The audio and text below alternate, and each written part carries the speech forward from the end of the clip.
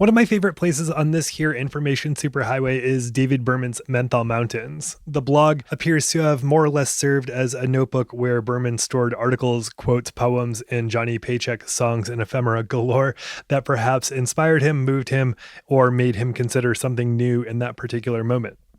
I assume it is because Berman saved his words for the page and for his songs that very little of what appears on Menthol Mountains includes his own commentary. For the most part, it is a series of bookmarks. Half of the fun of perusing is trying to understand what about each passage may have resonated and why. In Menthol Mountains, you find a person who spent as much time thinking about the profound as often as he spent considering the absurd. You see a man examining a growing interest in faith and Judaism, considering Talmudic texts and Jewish fables. You find a man who is interested in the intricacies of verse, whether from Mark Strand or Shel Silverstein, a man who was deeply concerned about the role of the artist and of personal identity in the face of whatever we're supposed to call this monstrous phase of capitalism. You find someone who is thoughtful and hilarious and haunted, and that's what resonates the most.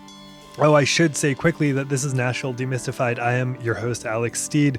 Nashville Demystified is a show in which I get to know the city better. We are brought to you by Knack Factory, a commercial video and content production company, and by We Own This Town, a network of podcasts made by Nashvillians.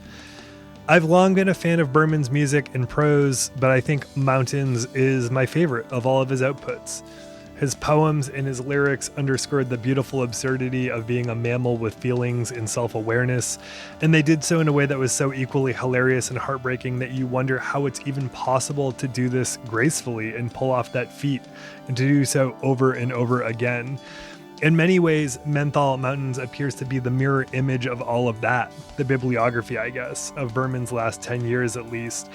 It is inconsistently kept, like all blogs. It starts off ambitious, a post more than every other day. Sometimes there are several a day. And there is a sparsely kept middle. And then there's an uptick in frequency last year that occurred before he died. Specifically, it speaks to me as a person who considers himself a thoughtful and big-hearted person and is profoundly confused by what it is to be a person in these times. I always capitalize in these times when we're talking about these ones in particular because they feel so massive. By way of the various texts shared, there are nods to the absurdity, the economic reality, the complexities, the existential dread, and the hilarity of this very moment. There are dissections of how cuteness functions at the aesthetic level. There are breakdowns of what it means to be an artist in the age of the so-called personal brand. There are more than a few criticisms, ancient and modern, of libertarianism. There are examinations of what success means under capitalism and how and why it can be a trap. And there are loads of Jewish parables that examine how a person should be. In Menthol Mountains, I find a person I also recognize in myself. I am not saying that I am a brilliant artist. I am not, but I am someone who is equally horrified and amused by what it is to be a thinking person in this profoundly fucked up moment, which shows little sign of getting any less fucked up anytime soon. And despite that, it provides a series of sources that offer insight on how to both embrace our time within it while also rejecting it. And as all of Berman's work contains, there is a lovely dose of humor throughout. And so this is my ode to David Berman and Menthol Mountains. I did something similar in format around this time last year, though that episode was specific to Nashville focus mentions in the blog. This go, I wanted to paint a broader picture of mountains, what it contains, why it resonates so deeply with me, and why I feel like I owe it and Berman a debt. To do so, I reached out to friends and fellow Berman appreciators to help bring it to life. This episode features readings by Caitlin Rose, Tyler Mianco, Aaron Ray, Jess Skolnick, Sean Nelson, Sarah Marshall, Jack Evan Johnson, Bess Winter, Luke Kennard, Thomas Bryan Eaton, Carolyn Kendrick, and we are fortunate to be joined by the Nashville-based painter and Berman's friend, Kevin Guthrie. I should also say that I appreciate Nicole Atkins for helping to honor Berman himself with this week's show illustration. Oh, and one quick note, with the exception of the first passage, which was written by Berman himself, everything that is read in this episode, like most of what appears on Mountains, like the vast majority I should say, is attributed to other authors. You can hear who wrote what and who read each passage. At the end of the episode, there will be a long list of credits. This will also be listed in our show notes for today's episode at NashvilleDemystified.com. Okay, that is all that you need from me. Let's do this. Here's a cross-section from Menthol Mountains. FYI, other David Bermans. David Berman, the plastic surgeon, who reattached John Bobbitt's penis. David Berman, mobster and co-owner of the Flamingo Hotel with Bugsy Siegel. David Berman, graphic designer, author of Do Good Design, a book on ethical standards for graphic designers. David Berman, the theoretical physicist. David Berman, television actor, CSI. David Berman, the Irish philosopher. David Berman, 1934 to 2017, was an attorney and accomplished poet who's very different from my own poetry, is nevertheless often accredited to me. Far be it for me to stand in the way of another David Berman. And then there's David Behrman, the electronic music pioneer and minimalist composer. Esteemed gentlemen, I am a poor, young, unemployed person in the business field. My name is Wenzel. I am seeking a suitable position, and I take the liberty of asking you, nicely and politely, if perhaps in your airy, bright, amiable rooms such a position might be free. I know that your good firm is large, proud, old, and rich. Thus, I may yield to the pleasing supposition that a nice, easy, pretty little place would be available into which, as into a kind of warm cubbyhole, I can slip. I am excellently suited, you should know, to occupy just such a modest haven, for my nature is altogether delicate, and I am essentially a quiet, polite, and dreamy child who is made to feel cheerful by people thinking of him that he does not ask for much, and allowing him to take possession of a very, very small patch of existence where he can be useful in his own way and thus feel at ease. A quiet, sweet, small place in the shade has always been the tender substance of all my dreams. And if now the illusions I have about you grow so intense as to make me hope that my dream, young and old, might be transformed into delicious, vivid reality, then you have in me the most zealous and most loyal servitor, who will take it as a matter of conscience to discharge precisely and punctually all his duties. Large and difficult tasks I cannot perform, and obligations of a far-ranging sort are too strenuous for my mind. I am not particularly clever, and first and foremost, I do not like to strain my intelligence overmuch. I am a dreamer rather than a thinker, a zero rather than a force, dim rather than sharp. Assuredly, there exists in your extensive institution, which I imagine to be overflowing with main and subsidiary functions and offices, work of the kind that one can do as in a dream. I am, to put it frankly, Chinese. That is to say, a person who deems everything small and modest to be beautiful and pleasing, and to whom all that is big and exacting is fearsome and horrid. I know only the need to feel at my ease, so that each day I can thank God for life's boon, with all its blessings. The passion to go too far in the world is unknown to me. Africa, with its deserts, is to me not more foreign. Well, so now you know what sort of a person I am. I write, as you see, a graceful and fluent hand, and you need not imagine me to be entirely without intelligence.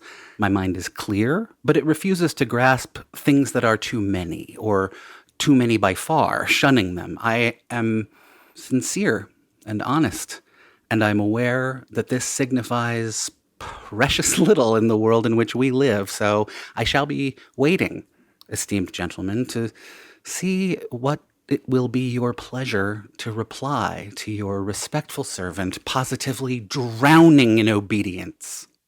Wenzel.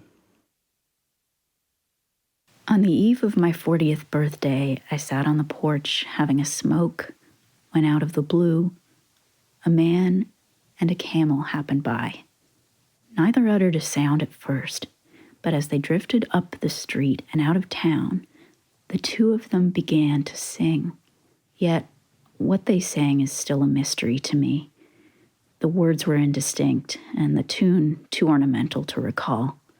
Into the desert they went, and as they went, their voices rose as one above the sifting sound of wind-blown sand.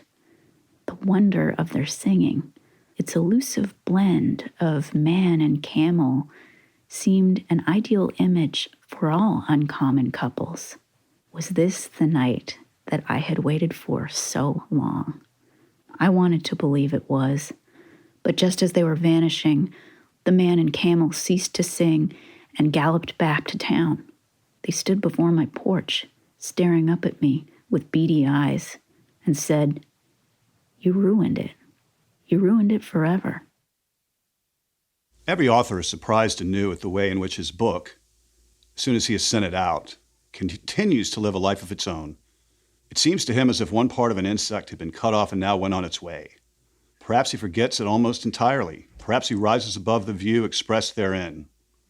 Perhaps even he understands it no longer and has lost that impulse upon which he soared at the time he conceived the book. Meanwhile, it seeks its readers, inflames life, pleases, horrifies, inspires new works, becomes the soul of designs and actions. In short, it lives like a creature endowed with mind and soul, and yet is no human being. The happiest fate is that of an author who, as an old man, is able to say that all there was of him, of life-inspiring, strengthening, exalting, enlightening thoughts and feelings still lives on in his writings, and that he himself now only represents the gray ashes, whilst the fire has been kept alive and spread out. And if we consider that every human action, not only a book, is in some way or other the cause of other actions, decisions, and thoughts, that everything that happens is inseparable, connected with everything else that is going to happen, we recognize the real immortality, that of movement. That which has once moved is enclosed and immortalized in the general union of all existence. The thinker, as likewise the artist, who has put his best self into his works, feels an almost malicious joy when he sees how mind and body are being slowly damaged and destroyed by time, as if from a dark corner he were spying a thief at his money chest, knowing all the time that it was empty and his treasures in safety. A rich man once came to the Maggid of Kosnitz. "What are you in the habit of eating?" the Maggid asked. "I am modest in my demands," the rich man replied. "Bread and salt and a drink of water are all I need." "What are you thinking of?" the rabbi reproved him. "You must eat roast meat and drink mead like all rich people." And he did not let the man go until he had promised to do as he said. Later, the Hasidim asked him for the reason for this odd request. "Not until he eats meat," said the Maggid, "will he realize that the poor man needs bread. As long as he himself eats bread, he will think the poor man can live on stones." Someone ate the baby. It's rather sad to say. Someone ate the baby, so she won't be out to play. We'll never hear her whiny cry, or have to check if she is dry. We'll never hear her asking why. Someone ate the baby. Someone ate the baby, it's absolutely clear. Someone ate the baby because the baby isn't here. We'll give away her toys and clothes. We'll never have to wipe her nose. Dad says that's the way it goes. Someone ate the baby. Someone ate the baby. What a frightful thing to eat. Someone ate the baby, though she wasn't very sweet. It was a heartless thing to do. The policemen haven't got a clue. I simply can't imagine who would go and eat the baby. In the 1920s, a Jew travels from his small Polish shtetl to Warsaw. When he returns, he tells his friend of the wonders he has seen. "I met a Jew who had grown up in a yeshiva and knew large sections of the Talmud by heart. I met a Jew who was an atheist. I met a Jew who owned a large clothing store with many employees, and I met a Jew who was an ardent communist." "So what's so strange?" the friend asked. "Warsaw is a big city. There must be 1,000,000 Jews there." "You don't understand," the man replied. "It was the same Jew." No one likes to be interviewed, and yet no one likes to say no. For interviewers are courteous and gentle-mannered even when they come to destroy. I must not be understood to mean that they ever come consciously to destroy, or are aware afterward that they have destroyed. No, I think their attitude is more that of the cyclone, which comes with the gracious purpose of cooling off a sweltering village, and is not aware afterward that it has done that village anything but a favor. The interviewer scatters you all over creation, but he does not conceive that you can look upon that as a disadvantage. People who blame a cyclone do it because they do not reflect that compact masses are not a cyclone's idea of symmetry. People who find fault with the interviewer do it because they do not reflect that he is but a cyclone after all, though disguised in the image of God, like the rest of us. That he is not conscious of harm even when he is dusting a continent with your remains, but only thinks he is making things pleasant for you, and that therefore the just way to judge him is by his intentions, not his works. There are plenty of reasons why the interview is a mistake. One is that the interviewer never seems to reflect that the wise thing to do after he has turned on this and that and the other tap by a multitude of questions till he has found one that flows freely and with interest would be to confine himself to that one and make the best of it and throw away the emptyings he had secured before. He doesn't think of that. He is sure to shut off that stream with a question about some other matter, and straightaway his one poor little chance of getting something worth the trouble of carrying home is gone, and gone for good. It would have been better to stick to the thing his man was interested in talking about, but you would never be able to make him understand that. He doesn't know when you are delivering metal from when you are shoveling out slag. He can't tell dirt from ducats. It's all one to him. He puts in everything you say. Then he sees himself that it is but green stuff and wasn't worth saying, so he tries to mend it by putting in something of his own which he thinks is ripe, but in fact is rotten. True, he means well, but so does the cyclone. 1. Draw a circle and ray out from it the abject, the melancholic, the wicked, the childlike. Now, in the zones between, add the erotic, the ironic, the narcotic, and the kitsch. Intersperse romantic/Victorian, the Disney/consumerist, and the biologically deterministic. At the center of this many-spoked wheel lies a connective empty space. Label it cute. 4. Cute marks a crucial absence. It guarantees, by definition, the non-appearance of malice, premeditation, irony, self-consciousness, accusation, or mercenary agenda. However, in its manufactured form, cute remains a major locus for, in some ways is synonymous with, the manipulative gesture, the prepackaged, consumable demonstration of necessarily factitious innocence, spontaneity, and need. Cute arises by manipulating the guarantee of non-manipulation. Professing its own demure and complete powerlessness, it gains power over and directs all interactions with it. Parents wait upon the infant, not the other way around. Simultaneously referring to and negating its own vulnerability, cute functions as a self-fulfilling system, maintaining its image as 100% stolid and happy and obvious, only by virtue of utter contingency. 8. Cute might be thought of as a watered-down version of pretty, which is a watered-down version of beautiful, which is a watered-down version of sublime, which is a watered-down version of terrifying. In this regard, the cute is akin to the ridiculous, which is a watered-down version of the absurd, which is again a watered-down version of that which terrifies. By extension, this suggests that all representation, whatever its stylistic bent, is tinged with an experience of terror. The terror of the convincingly ersatz, the killing disjuncture of the otherized, the pseudo-real. By extension, this suggests that all representation, whatever its stylistic bent, is tinged with an experience of terror. The terror of the convincingly ersatz, the killing disjuncture of the otherized, the pseudo-real. From 15 Theses on the Cute by Francis Richard. In the late 1970s, John Moore was diagnosed with and treated for a form of leukemia at UCLA Medical Center. In the course of his treatments, extensive amounts of blood, bone marrow, and bodily tissue were withdrawn from his body. Without his knowledge, these substances were used by physicians and others for research purposes.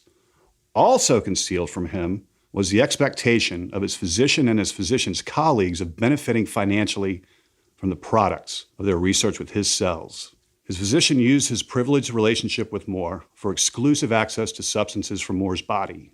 The extraction of these substances was not always directly related to Moore's ongoing treatment, but was part of this research activity.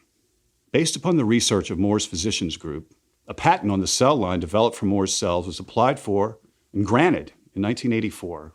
Moore's rare cell line would be used to produce certain pharmaceuticals. Moore's physician and his partners, together with the UCLA Medical Center, owned the patent, sold rights for the commercial development of pharmaceuticals derived from Moore's cell line for a 7-figure amount. It had already been estimated that the sale of such pharmaceuticals would bring a multi-billion-dollar yield within 7 years. And when Moore learned of all of this, he brought suit for malpractice and property theft.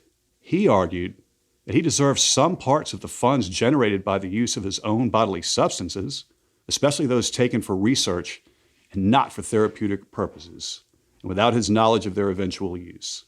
The case went to the Supreme Court of California, and Moore lost. His comment, "I was harvested." The court acknowledged that the physicians had lied by telling Moore that no financial or commercial value could be derived from his blood and bodily substances. The court understood that the physicians had consistently concealed their plans for economic gain from Moore. Nonetheless, the court noted that the defendants who allegedly obtained the cells from the plaintiff by improper means can retain and exploit the full economic value of their ill-gotten gains free of liability.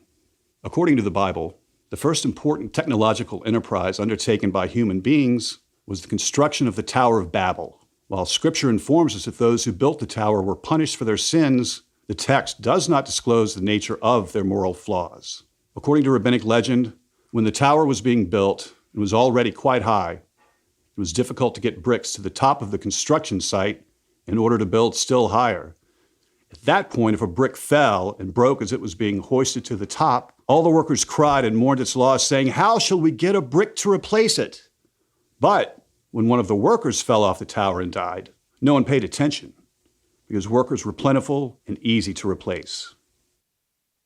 Since May, I've been working for the Crows, and so far it's the best job I ever had. I kind of fell into it by a combination of preparedness and luck.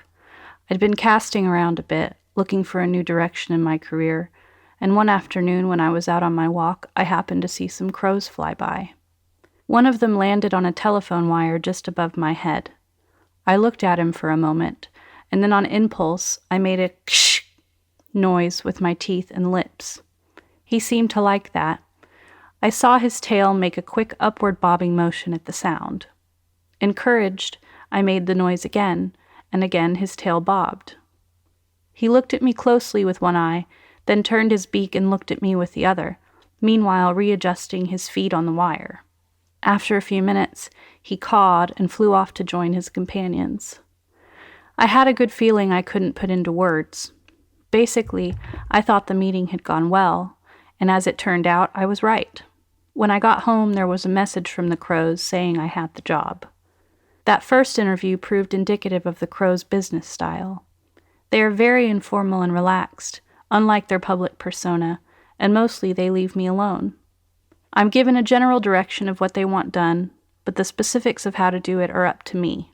For example, the Crows have long been unhappy about public misperceptions of them, that they raid other birds' nests, drive songbirds away, eat garbage and dead things, can't sing, etc., all of which are completely untrue once you know them. My first task was to take these misperceptions and turn them into a more positive image. I decided the Crows needed a slogan that emphasized their strengths as a species. The slogan I came up with was, "Crows, we want to be your only bird." I told this to the Crows. They loved it, and we've been using it ever since. Crows, we want to be your only bird. I think this slogan is worth repeating, because there's a lot behind it. Of course, the Crows don't literally want or expect to be the only species of bird left on the planet. They admire and enjoy other kinds of birds, and even hope that there will still be some remaining in limited numbers out of doors, as well as in zoos and museums. But in terms of daily usage, the Crows hope that you will think of them first when you're looking for those quality of life intangibles usually associated with birds. Singing, for example. Crows actually can sing, and beautifully too. However, so far they have not been given any chance. In the future, with fewer other birds around, they feel that they will be. Basil Bunting's advice to young poets. Number 1, compose aloud. Poetry is a sound. Number 2, vary rhythm, enough to stir the emotion you want, but not so as to lose impetus. 3, use spoken words and syntax. 4, fear adjective, they bleed nouns. Hate the passive. Number 5, jettison ornament gaily, but keep shape. Put your poem away till you forget it, then. Number 6, cut out every word you dare. 7, do it again a week later and again. Never explain. Your reader is as smart as you. In my eyes, grief dissolves. I ran like a deer. Tree-gnawing wolves in my heart followed near. I left my antlers a long time ago, broken from my temples. They swing on a bough. Such I was myself. A deer I used to be. I shall be a wolf. That is what troubles me. A fine wolf I'm becoming, struck by magic while all my pack wolves are foaming. I stop and try to smile, prick up my ears as a roe gives her call, try to sleep. On my shoulders, dark mulberry leaves fall. Compared with the average professional man, the artist has, so to say, 100% vocational psychology. That is, the creative type nominates itself at once as an artist, which marks the subordination of the individual to one of the prevailing art ideologies, this usually showing itself in the choice of some recognized master as the ideal pattern, in becoming the representative of an ideology. At first, his individuality vanishes, until later, at the height of his achievement, he strives once more to liberate his personality from the bonds of an ideology he has himself accepted and helped to form. This whole process of liberation is so particularly intense, exposing the artist to those dangerous crises which threaten his artistic development and his whole life. In this creative conflict, it is not only the positive tendency to individual self-liberation from ideologies once accepted and now overcome that plays a great part. There is also the creative guilt feeling, and this opposes their abandonment and seeks to tie down the individual in loyalty to his past.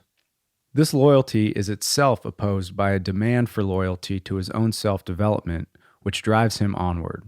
So the struggle of the artist against art is really only an ideologized continuation of the individual struggle against the collective.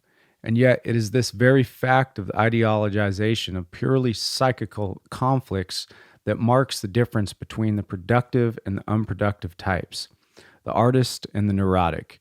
For the neurotic's creative power, like the primitive artist's, is always tied to his own self and exhausts itself in it. Whereas the productive type succeeds in changing this purely subjective creative process into an objective one, which means that through ideologizing it, he transfers it from his own self to his work, an actual artistic achievement. A characteristic quality of the unconforming type, both the productive artist and the thwarted neurotic, is an overstrong tendency towards a totality of experience.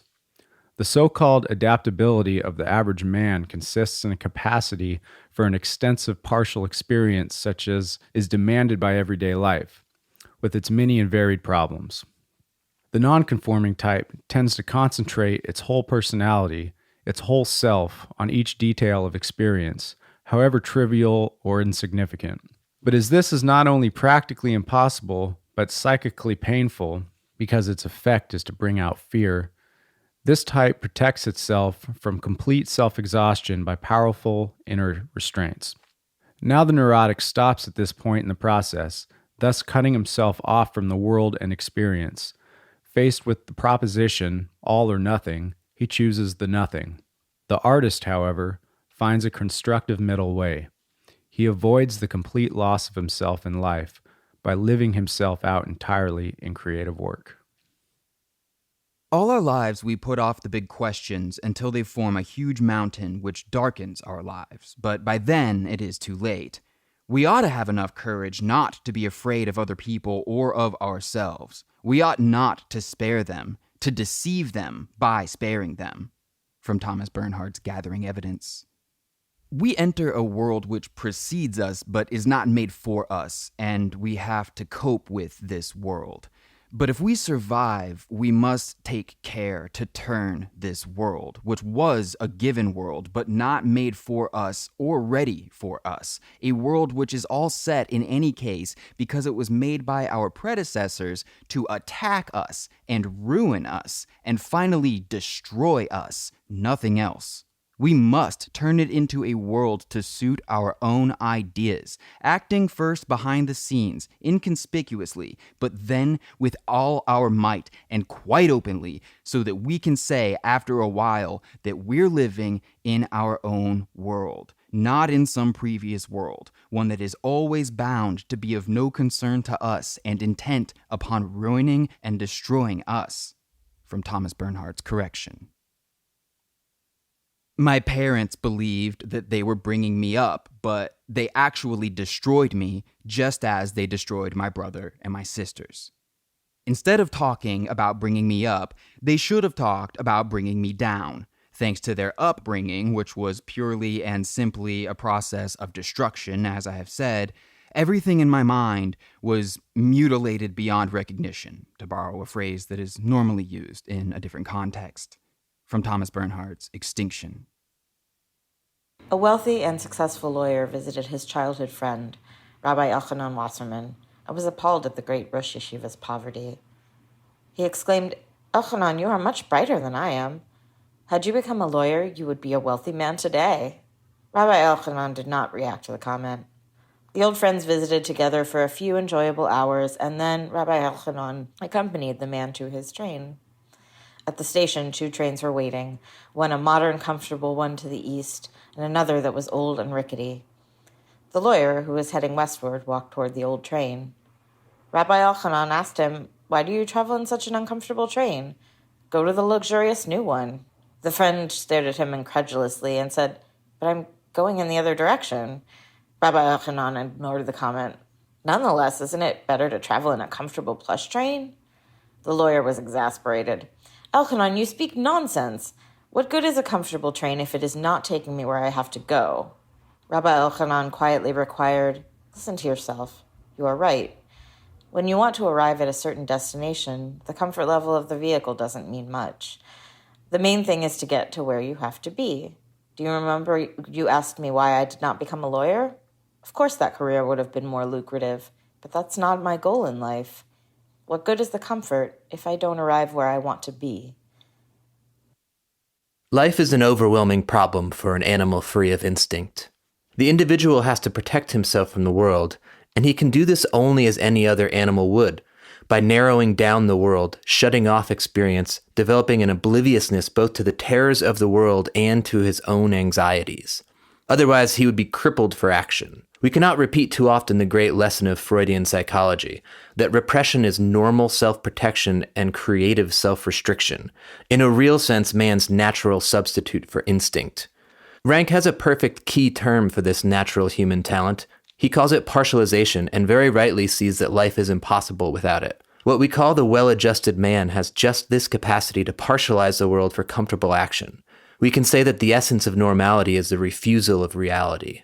What we call neurosis enters precisely at this point. Some people have more trouble with their lies than others.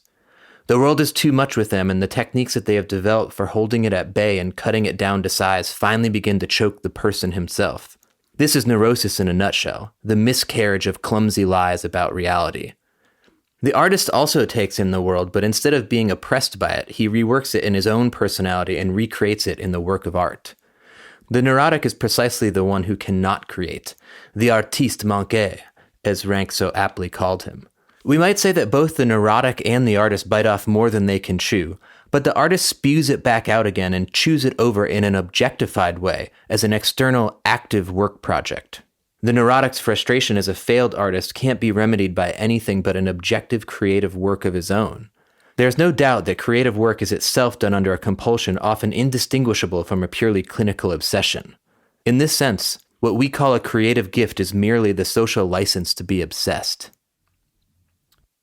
To a certain extent, all of these, personal branding, low-wage or no-wage labor, etc., were trending upwards before my generation inherited them. What has changed in the post-collapse economy is breadth and depth. The fight for jobs, status, money, and stability has become even more desperate as all of these things have become scarcer and more upwardly concentrated. If you were born before 1982, take a moment to reflect on what those material conditions would mean for you. What does that do to a person, psychologically and emotionally? What would your life be like if even achieving relative comfort meant obsessively cultivating a personal brand, treating the opportunity to do any labor at all as a privilege, and viewing most of your peers as potential competitors in a long, grisly cage match?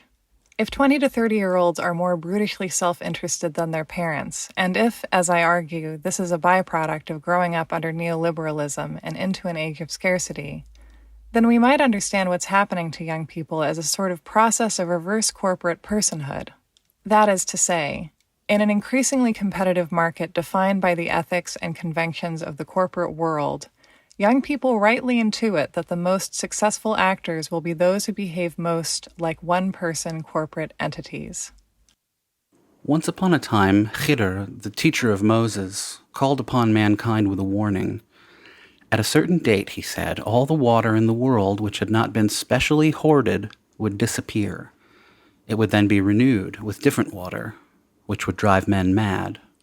Only one man listened to the meaning of this advice. He collected water and went to a secure place where he stored it and waited for the water to change its character. On the appointed date, the streams stopped running, the wells went dry, and the man who had listened, seeing this happening, went to his retreat and drank his preserved water. When he saw from his security the waterfalls again beginning to flow, this man descended among the other sons of men. He found that they were thinking and talking in an entirely different way from before, yet they had no memory of what had happened, nor of having been warned. When he tried to talk to them, he realized that they thought he was mad, and they showed hostility or compassion, not understanding. At first, he drank none of the new water, but went back to his concealment to draw on his supplies every day. Finally, however, he took the decision to drink the new water because he could not bear the loneliness of living, behaving, and thinking in a different way from everyone else. He drank the new water and became like the rest.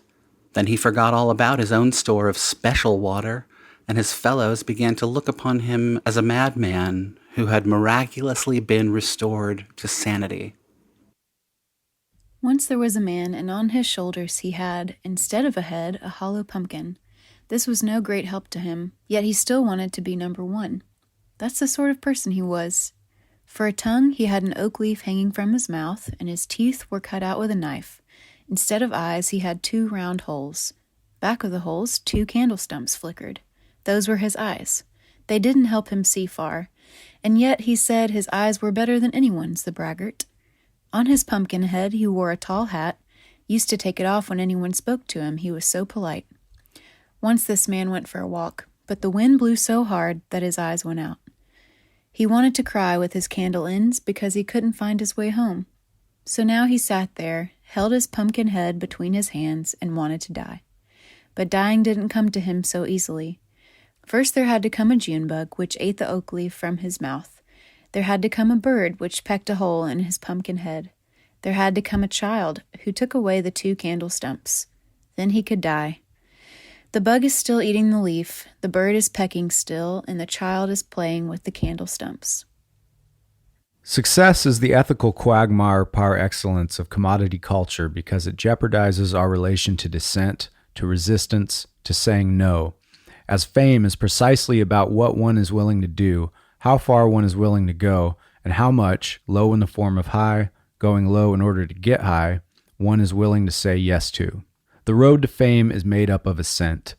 That is what gets you to the literal and figurative top. And this is why fame is almost always a parable about losing, not finding one's way, about being led astray. Making it is not the struggle to become, as it's always been said, but the willingness to be made. In the dark times, will there also be singing? Yes, there will be singing about the dark times.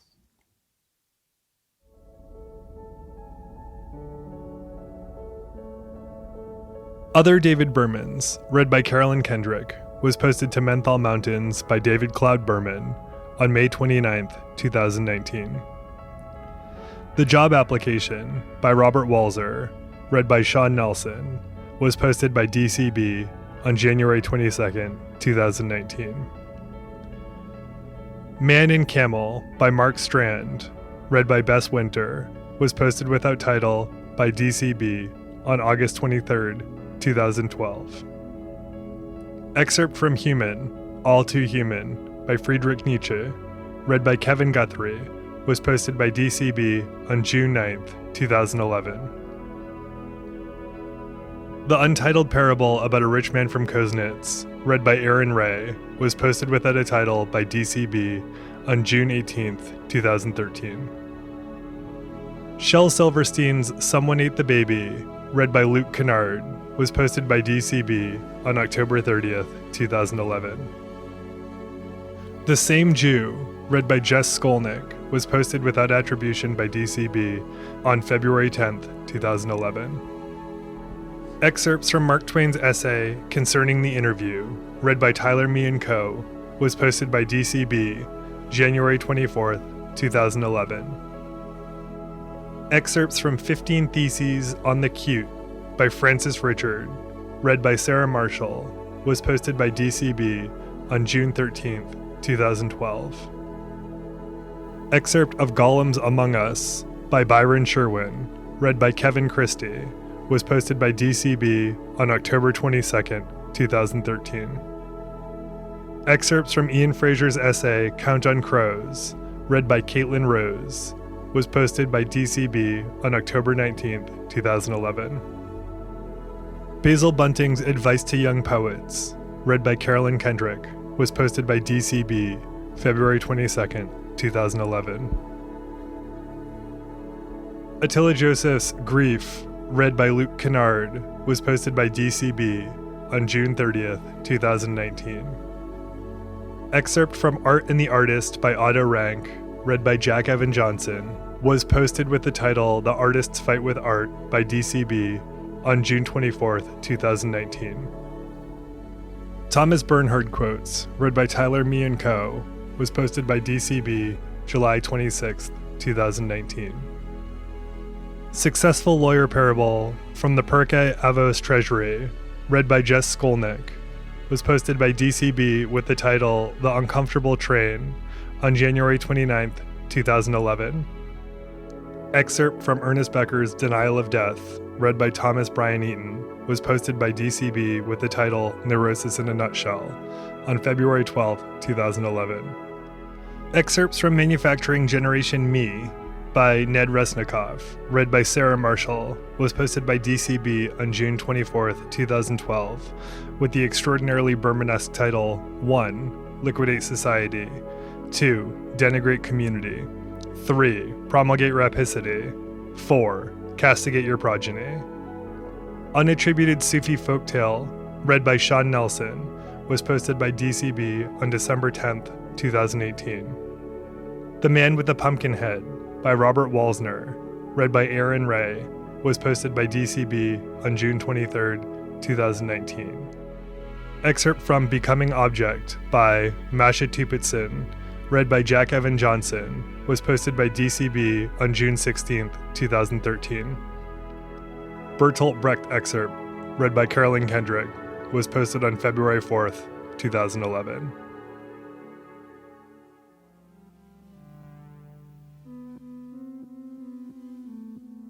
All right, everybody, that is it for this episode of Nashville Demystified. Thank you to all of the folks who read on this episode. Again, Caitlin Rose, Tyler Me & Co., Aaron Ray, Jess Skolnick, Sean Nelson, Sarah Marshall, Jack Evan Johnson, Bess Winter, Luke Kennard, Thomas Brian Eaton, Carolyn Kendrick, and Kevin Guthrie.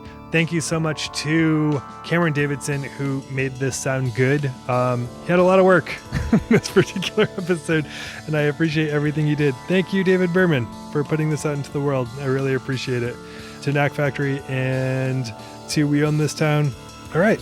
I hope you will join me next time. Thank you so much for sticking around for this one. Take care all.